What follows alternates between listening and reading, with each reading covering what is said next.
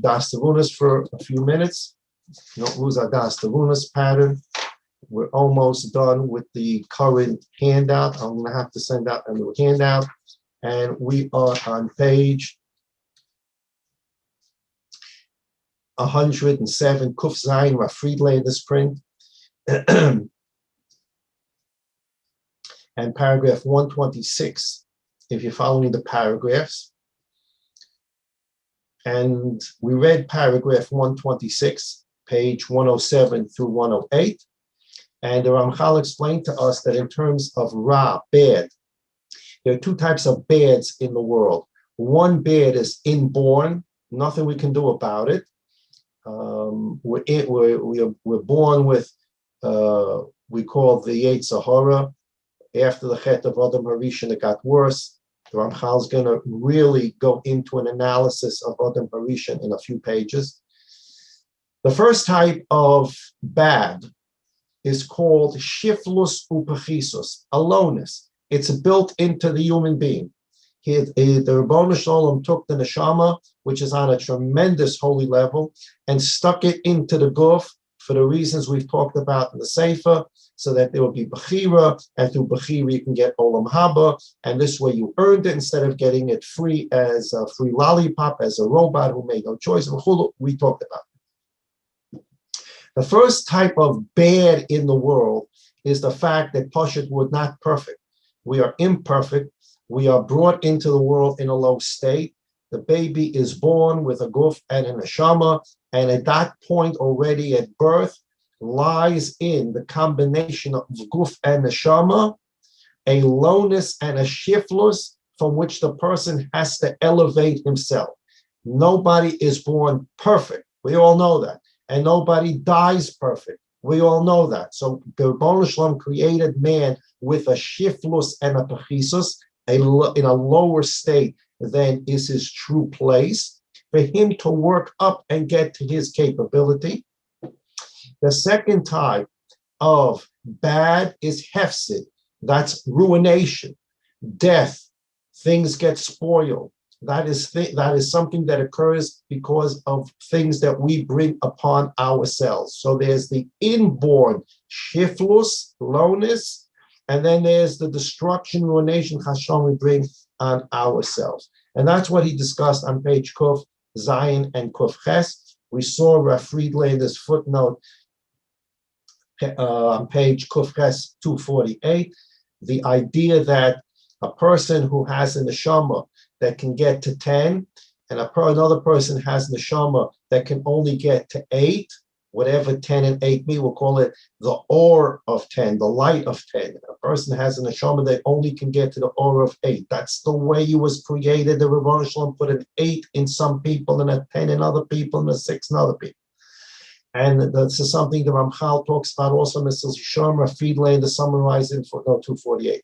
A person that has a neshama of 8 and he struggles through his life and he overcomes his challenges and he gets to 8, he's on a higher level in ruchnius than a person who, let's use a better number. A person has a neshama that can only get to 6, and he gets to 6. He's on a higher madrega than a person who received a neshama from the Rebbeinu Shalom who get to 10 and got to 8. Even though the second person is at 8 at death, and the first person's at 6 at death, what do you want from him? The Rebbeinu Shalom gave him a 6 and he got the 6. This person had a 10, only got to 8. Who's on a higher madrega? The higher madrega is the person who took his neshama and got to where it needs to get to. So there is the pechisus, there's the inborn lowness from which we have to elevate ourselves. We can either be a 6 and get to 6 and elevate ourselves, or we can be a 10 and only get to 8. But everyone is born with the imperfections, this lowness, this pechisus from which he has to elevate himself. The second type is hefsid, the ruination that people bring upon themselves through aveirus and through their own conduct. So now the Ramchal says on page Kuf Ches, and Rav Friedlander summarizes in his caption towards the bottom of the page. Midas hashpos beulas ha'odam al kol ha'olam shluya b'dargas ha'oseh b'tiv ha'maisem rikas asiyat. Man's ability to affect the world. Remember the rule about Kononius. The Ramchal is going to talk about it again. Those gears. The world works on gears. Man pushes a gear, pushes a gear, pushes a gear. Every deed or lack of deed that man does, he's pushing a gear in the system. We learned about the system. There are gears in the system, good gears, bad gears. You push the gear, it goes up and it pushes a malach and it pushes a malach and it pushes a malach and it pushes all the way up until it comes before the Kisya Koven, and then comes down a hashpa'ah of some sort. And this is like the gears in an orlogin, in a watch. We talked about that. Now the Ramchal is going to teach us, Rav Friedland, to summarize, that not everybody has the same koach to push the gears. And not everybody has the same effect on the world as everyone else. There are people who are tremendously holy. And when they do things, they affect the world in a greater way than people who are less holy. Similar to the idea, there are people that are born with neshama of 6, and people are born with a neshama of 10. It depends where you get to. The point here is that the effect that the konanias have when you push a gear, you're affecting not just yourself, you're affecting your family, you're affecting the world. We learned about that. Ramchal quoted the Gemara in Kedushin. A person should always think about himself and the world as being perfectly balanced. And every time he does an act, he can either push the world towards merit or chas shalom push the world towards destruction. So everything a human being does is going to affect not only him, not only his family, not only his community, it's going to affect the entire world. How much effect do you have on the world depends upon who you are, what you did, and how you did it. And the Ramchal is now going to give us an example.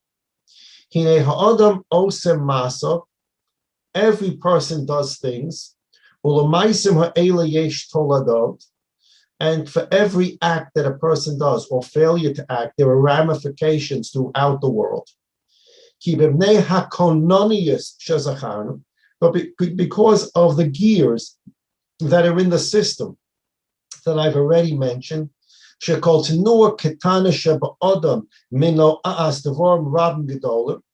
every small thing that a person does pushes a gear. You push the second gear, it pushes the minute gear, it pushes the hour gear, it pushes the date gear, it's pushing. And that second gear thinks that it's only affecting the minute gear. It's not. It's affecting the whole system. Because while the second gear is not connected to the date gear, the date gear won't move unless the hour gear moves 24 times. And the hour gear won't move unless the minute gear moved 60 times to push the hour further. And the hour gear won't move unless the minute gear moved. And the minute gear doesn't move unless the second gear moves. So the second gear, if the second gear stops moving, the whole system collapses. So while at the end, this is not a big chain, we're dealing with seconds, minutes, hours, date. The date last gear is not going to move unless the first gear, the second gear is moving. Otherwise, the whole system collapses. So because of these kononius, these gears, the system operates, and every act of a human being is going to turn a gear and is going to have effect on the world. Klal kol hanevrom ha'elyonim v'atachtonim hagashmim v'ruchnim kol korkas hanevdol v'ashpoiz v'smorpim v'kmo shebiyad. You're affecting the whole world. You're affecting the gashmias of the world, the ruchnias of the world,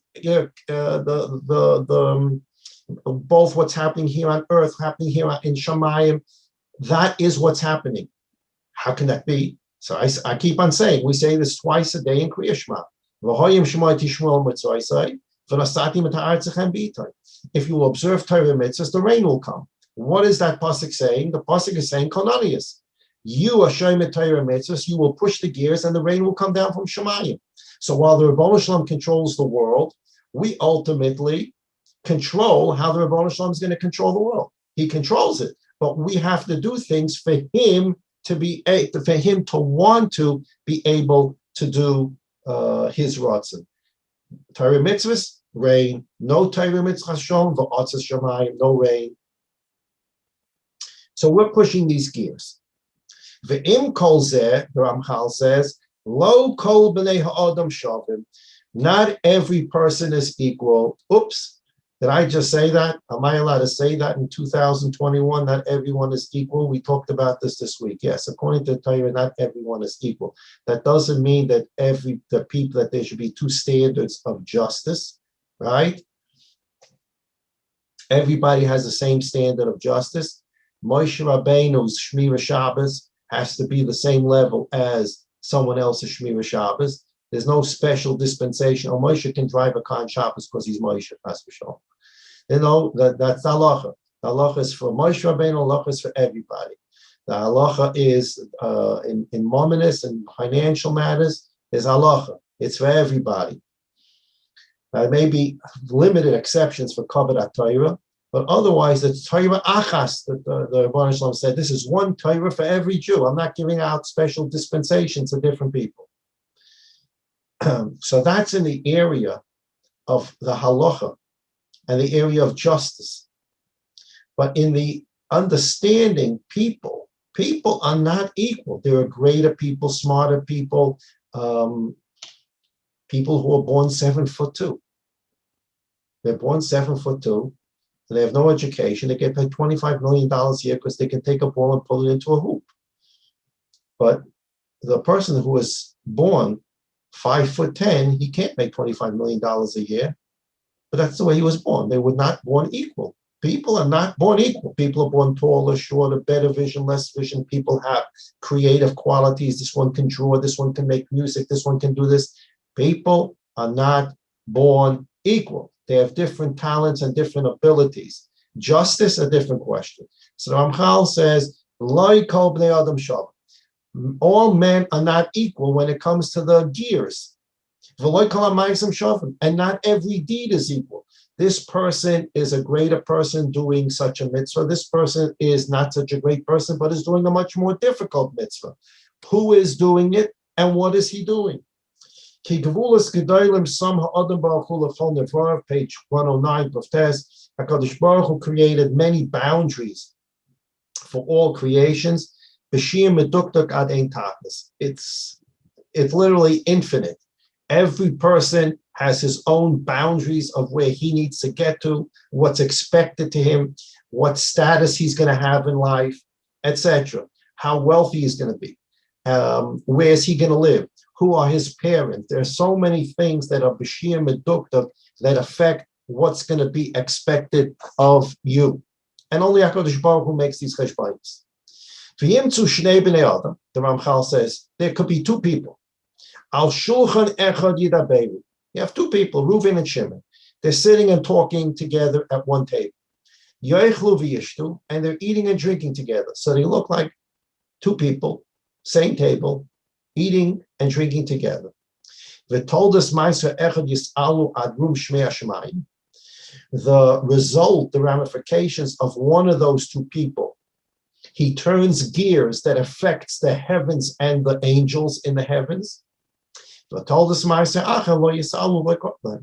second person sitting at the table with him, when he does something, he obviously affects the world, because everyone affects the world, but he doesn't affect the world to the extent that the first person affected the world. The first person affected the heavens and the angels.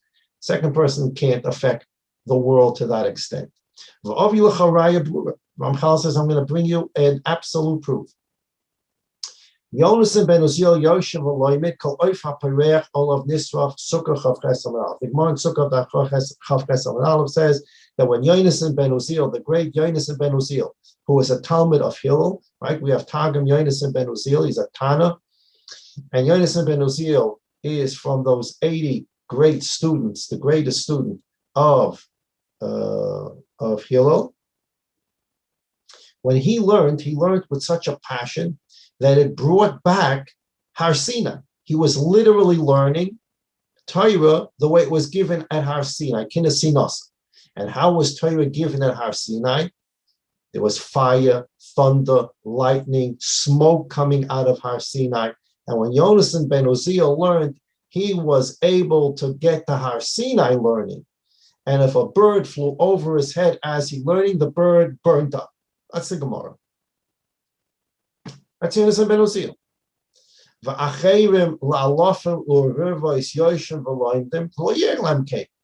And yet the Mamchal says there are tens of thousands of other people who learn, including people who learned in the time of Yonasan ben Uziel. There were other Tanoim. But we only have this told about Yonasan ben Uziel. We don't have it told about other people. That when a bird flew over his head, the bird burned up. This is a Yonasan ben Uziel neshama.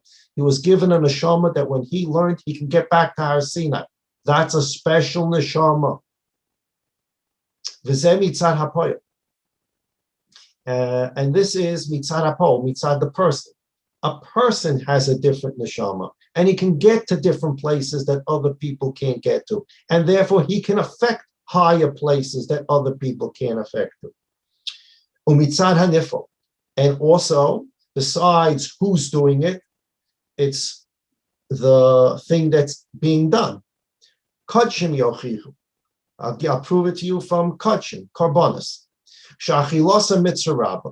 It's a big mitzvah to eat kachim, to eat from a carbon. It's a mitzvah minat Torah to eat, if you're permitted to eat from a carbon, to eat from the carbon.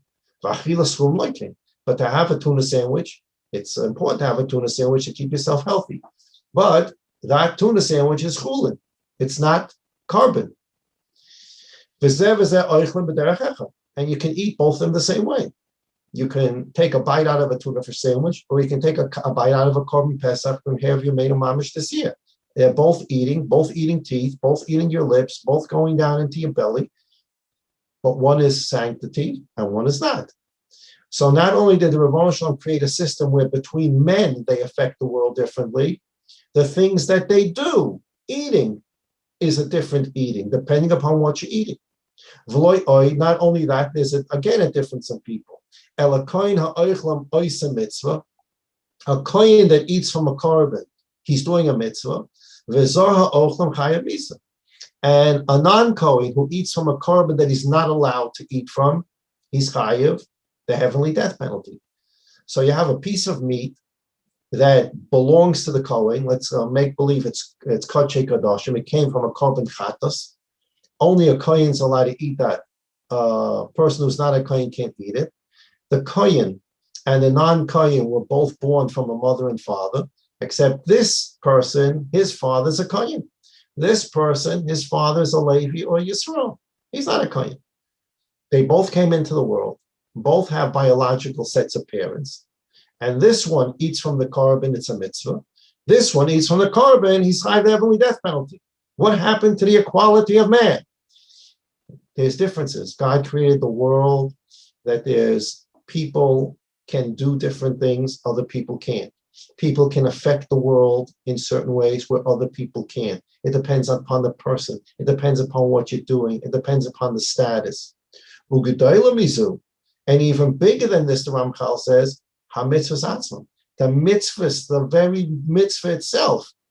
Amru Chazal tell us, Navoy Dezor, Daf Gimel Amud Aleph, Godel ha-mitzvah v'yosim mish'ena mitzvah v'yosim. A person that does a mitzvah because he's commanded to it is on a higher madrega than a person who does a mitzvah and he's not obligated to do it. He's not obligated, but he wants to do it anyways. Okay. One of the easy examples is the case of, let's say, tekiah shofar for a woman. A woman is not required to hear shofar Rosh Hashanah. Shofar Rosh Hashanah is a mitzvah sasei shazman grama. It's a time-sensitive mitzvah, and women are not mechuyev. They don't have to sit in a sukkah. They don't have to shake a lulav. They don't have to hear tekiah shofar. Why do they have to listen to Megillah? Different reason. But time-sensitive mitzvahs, a woman's not mechuyev, but a man is obligated. But women nevertheless decided that they want to fulfill the mitzvah of hearing Tekiah Shofar, and they basically almost made it like an obligation upon themselves. So in fact, there's a machlokes between the Rambam and Rabbeinu Tam, Sfardim and Ashkenazim, whether you can make a bracha for a woman who wants to hear shofar blowing. How do you say Baruch Atah Hashem Elokeinu Melech Haolam Asher Kiddushanu Mitzvosai V'tzivanu? God commanded me to hear shofar. God commanded me to blow shofar. How can you make such a bracha for a woman? God never commanded a woman to blow shofar. He never commanded a woman to hear shofar. How can you say such a bracha? The Rambam, and that's how the Sfardim are knowing. You want to blow shofar for a woman, it's fine. We're talking about there are no men present who you're being motzi. It's just a Tekiah Shofar for women. The Rambam and the Sfardim are knowing like that. You can't make a bracha. How do you say v'tzivanu? Where's the pasuk in the Torah where God said blow shofar or hear shofar by a woman? Rabbeinu Tam says, nevertheless, you can make a bracha for women, and that's the Megan Ashkenaz. Why? Because while they're not required to do it, if they want to do it, it's still a mitzvah, and therefore you can say v'tzivanu. Say, but the Gemara says that a person who's obligated to do a mitzvah and does it, it's a bigger inyan, it's a bigger mitzvah than someone who's not required and does it. Right? The Das Palabayas, our Kepler would say the opposite. If God says you have to do it and you do it, you're doing it like a slave. But if God didn't tell you to do it and you volunteer to do it, that's a much bigger mitzvah. The answer is it's not true. When God commands you to do something and you do it, it's a bigger madrega than when you do it voluntarily. Why? The Tosfos explains in Kedushin, because a person that volunteers, yeshloi pas b'saloi. He has bread in his basket. He doesn't have to worry. He doesn't get anxious. He doesn't get nervous. Nay. He's going to volunteer to do the mitzvah. If he ends up getting up on time and he ends up getting there, fine. If he doesn't get there, okay, he tried his best. A mitzvah v'oisa is no pas b'saloi, and he's got a big Yetzer Hara. The Yetzer Hara is telling him, don't do it, don't do it, don't do it, don't do it. As soon as God says do it, the Yetzer Hara says don't do it. Whereas a person who's volunteering, okay, you want to volunteer because it's not a mitzvah, real mitzvah anyways. So for these reasons a person who's commanded to do a mitzvah and does it is a bigger mitzvah than a person who's not commanded and does it.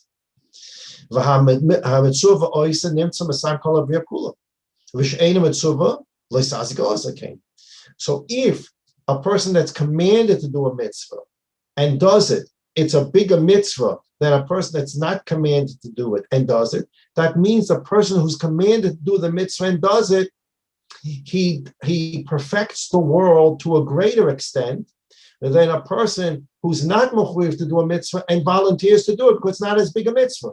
So the bigger the mitzvah, the more perfection you bring to the world, the more you affect the world. How can that be? Both of them are doing the same mitzvah. The man is blowing shofar. The woman is hearing shofar. They're both doing the same mitzvah. Yet the Gemara says that the mitzvah of a commanded person is on a higher madrega than the mitzvah person that's not commanded. What makes it a difference? Because God commanded this person to do it. So therefore, it is a bigger mitzvah. And this person, God didn't command. And therefore, it's not as great a mitzvah. And being that it's not as great a mitzvah, it will not affect the world to the extent of the person who's commanded to do it. So Ramchal's making a very important point here. People are not born equally in terms of ruchnius and in terms of where they need to get to. As Rav Friedlander said in footnote 248, there's a neshama of 6, there's a neshama of 10. People have to get to where they can get to based upon what the capabilities God gave them. And now you affect the world through the gear system with everything you do or you don't do. The effect that you have by pushing the gears on the world system depends upon who you are. Yonasan ben Uzziel is burning birds on top of his head as he's learning. Other people, great people, couldn't do that. He has a neshama that Ramchal's going to explain next time we learn Ramchal. He had a special neshama, the Yonasan ben Uzziel. So you say, so what's the big deal? He did it. What's the big deal? He did it. He had neshama. Yeah, you get neshama, it's just potential. Then you got to work it out to get to that level. So there's people born with different capacities, and based upon those capacities, they can affect the world more than people who have lower capacities if they get to their full capacity. And there's also what you're doing. Are you eating kachim or are you eating a tuna fish sandwich? And then there's the status. Are you commanded to do it or not commanded to do it? All these things play into the gear system. What effect will a particular person have on the greater world? Who you are, what level neshama you're at, what are you doing? All these things are taken into cheshbon by the Ribbono Shel Olam, who's the only one that can understand all these kind of calculations. All you that need Yeshua shall have Yeshua, all you need Refuah shall Refuah, you need Nechama shall have Nechama, you need Bracha shall have Brachas, Yeshua's Nechama's Brachas. Refuahs can only come from the Ribbono Shel Olam, the Echad Yochel Miu, can only comes when he wants, how he wants, if it's through a shliach, the shliach that he picks. It can't come any other way because he's the Echad Yochel Miuchad. When we think about these things and internalize these things and live these things, we're doing the Ramchal's Gilui HaYichud. And we donate Gilui HaYichud to the Gilui HaYichud that Klal Yisrael is working on for so long. And we bring this Gilui HaYichud to its critical mass, Mamish B'Rotzayin Hashem, today, so you can send Mashiach Tzidkeinu to finish the work today. And with that, we can build the Beis HaMikdash, still Ada, bring the Maktis HaShekel, bring Karbonis, B'Rotzayin Hashem Mamish Akopim Pesach, Refuah Shalema Moshe Zelik Ben Reis, Refuah Shalema Shmuel David Ben Tikva Leah, Refuah Shalema Yosef Shalom Ben Shoshana Menucha, Choli HaKaroina B'Sof Shachal Yisrael Forsnevish Forsagov Hashbak Alozman Kariv Lemar Amen. Everybody, please take care of yourselves.